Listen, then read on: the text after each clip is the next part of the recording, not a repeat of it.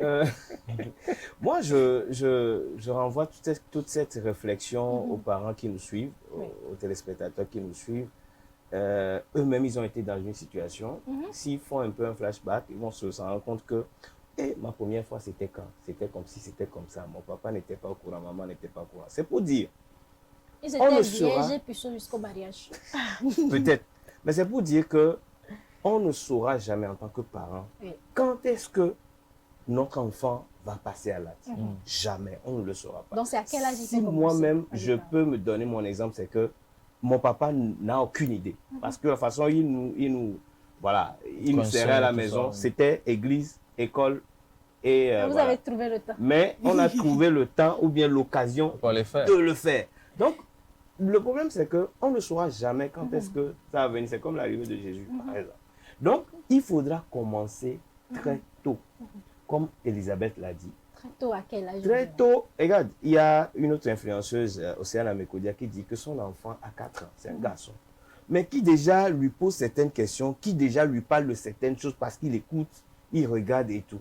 Maintenant, qu'est-ce qu'il faut lui dire? C'est-à-dire que quand on dit commencer, en fait, si l'enfant a 4 ans et qu'il est déjà curieux sur certaines choses, c'est pas pour lui dire ce que tu vas dire à quelqu'un qui a 16 ans.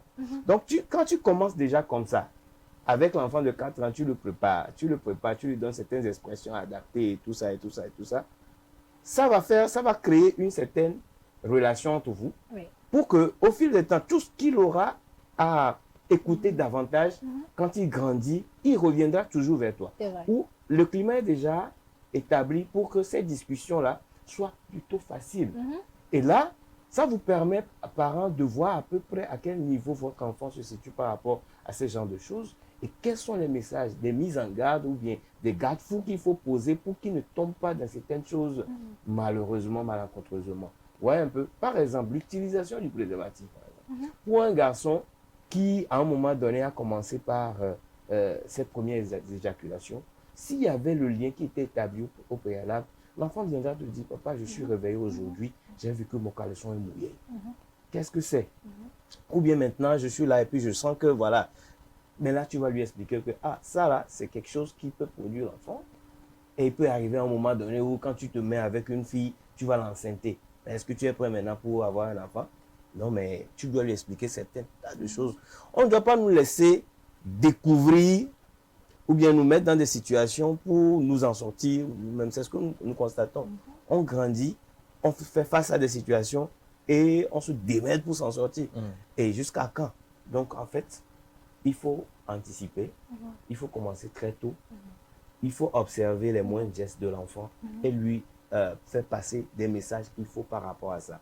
Donc, je pense qu'on n'a pas d'âge maintenant pour dire que c'est à 2 ans, c'est à 4 ans, mais vous connaissez tous vos enfants, vous connaissez comment est-ce qu'ils réagissent, et quand la réaction change à un moment donné, vous êtes observateur, vous pouvez voir à peu près quelles sont les astuces à mettre en place pour pouvoir savoir dans quoi votre enfant est en train de passer. C'est très important. D'accord. Alors, Mais si tu permets, juste un oui, petit ajout.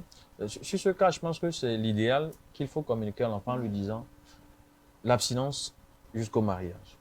C'est quand même très important. C'est ce qu'ils nous disent. Voilà. Non, c'est quand même très important de lui dire que l'essentiel, le mieux, c'est de pratiquer l'abstinence jusqu'au mariage et lui donner les astuces qu'il faut pour que l'enfant puisse tenir. Mais si par moment, l'enfant pêche, bon, quitte à lui de supporter les conséquences. Non, je vais rebondir.